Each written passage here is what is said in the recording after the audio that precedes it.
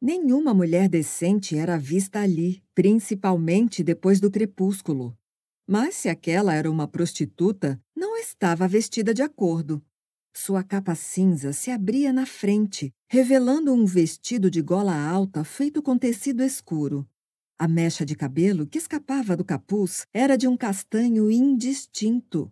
Era possível que ela estivesse esperando o marido, ou talvez fosse uma balconista que tivesse errado o caminho. As pessoas olhavam furtivamente para a mulher, mas passavam por ela sem diminuir o ritmo.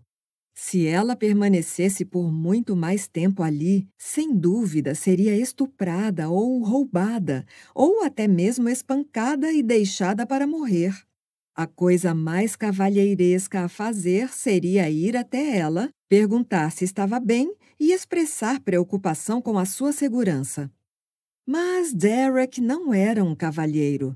Ele lhe deu as costas e seguiu pela calçada quebrada. Havia crescido nas ruas, nascera na sarjeta, fora criado durante a infância por um grupo de prostitutas miseráveis e educado na juventude por criminosos de todo tipo. Estava bastante familiarizado com os golpes usados para atacar os incautos e sabia que bastava um único instante e certa eficiência para roubar um homem e quebrar seu pescoço.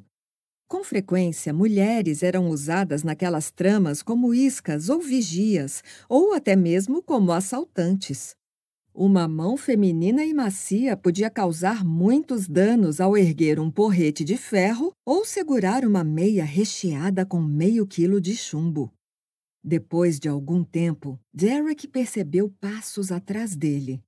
Algo naquele som disparou um arrepio de alerta por sua espinha. 2 conjuntos de passos pesados, sem dúvida masculinos. Ele mudou de propósito o ritmo em que caminhava e, na mesma hora, os homens fizeram o mesmo. Estava sendo seguido. Talvez seu rival Evil Jenner tivesse enviado os sujeitos para lhe fazer algum mal.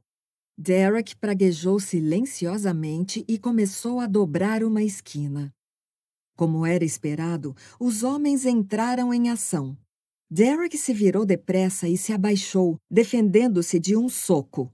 Baseado no instinto e em anos de experiência, apoiou o peso do corpo em uma das pernas e atacou com a outra, acertando a bota no estômago do agressor. Surpreso, o homem soltou um arquejo abafado e cambaleou para trás. Derek se virou e partiu para cima do segundo homem, mas era tarde demais. Sentiu o baque de um objeto de metal nas costas e um impacto ofuscante na cabeça. Atordoado, caiu pesadamente no chão. Os 2 homens se aproximaram de seu corpo encolhido. "Seja rápido!"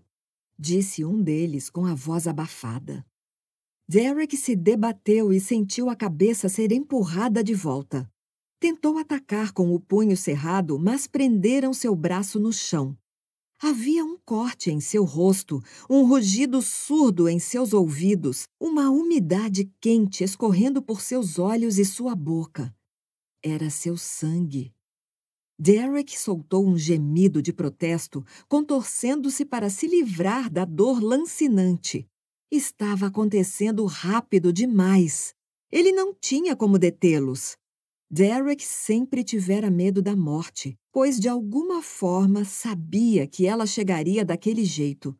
Não em paz, mas com dor, violência e escuridão. Sarah parou para ler as informações que havia reunido até ali. Espiou através das lentes dos óculos, intrigada com o novo jargão que tinha ouvido naquela noite. A linguagem das ruas mudava rapidamente, de ano para ano, num processo de constante evolução que a fascinava.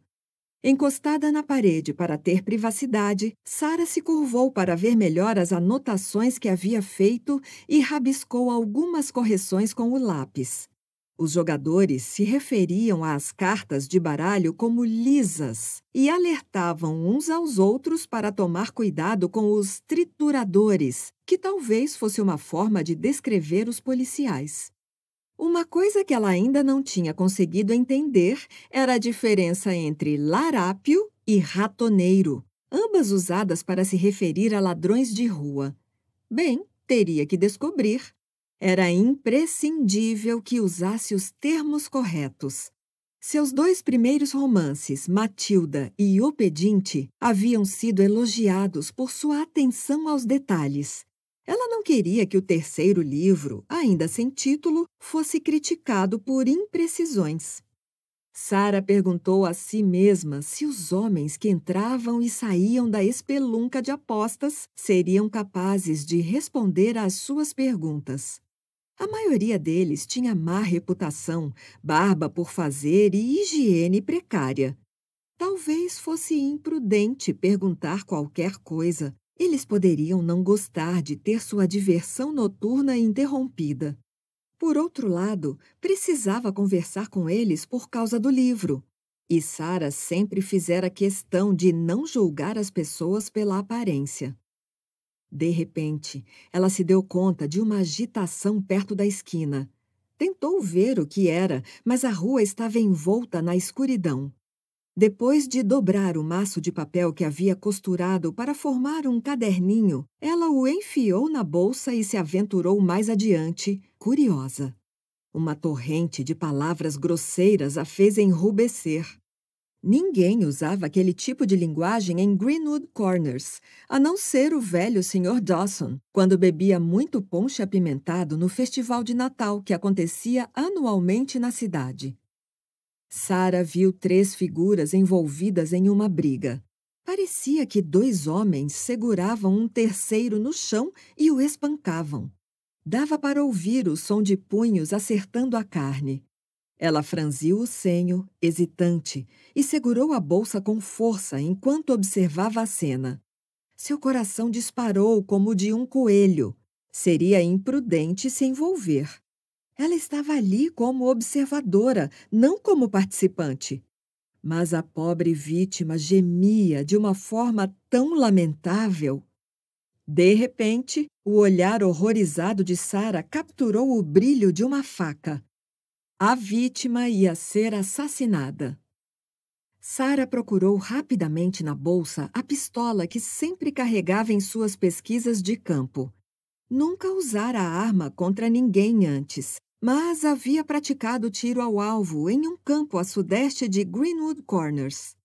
Ela sacou a pistola pequena, engatilhou-a e hesitou. "Ei, vocês!"